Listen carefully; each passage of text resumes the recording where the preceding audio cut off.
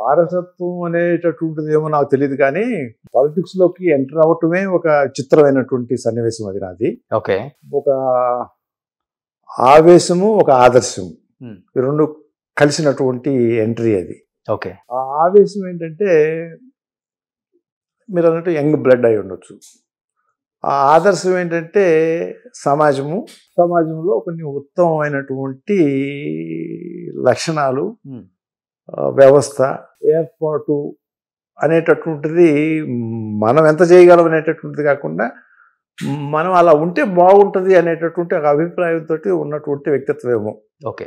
అందువల్ల ఆ రోజు రామారావు గారు పార్టీ పెట్టక ముందు నాకు అసలు రాజకీయాల్లోకి వచ్చే ఉద్దేశము లేదు, ఎమ్మెల్యే ఎంపీ అవ్వాలనేటటువంటి అవసరం కన్నా కూడా ఉద్దేశమే లేదు నాకు.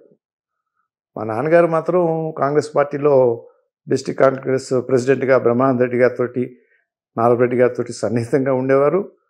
ఆయన ఎప్పుడైనా ఎమ్మెల్యే కావాలని కోరుకున్నటువంటి మాట వాస్తవమే. కానీ వాతావరణంలో ఉండి కూడా నేను నాన్నగారు ఎందుకు మనకి రాజకీయాలు అనేటటువంటి భావంతో ఉన్నటువంటి వ్యక్తినే నేను.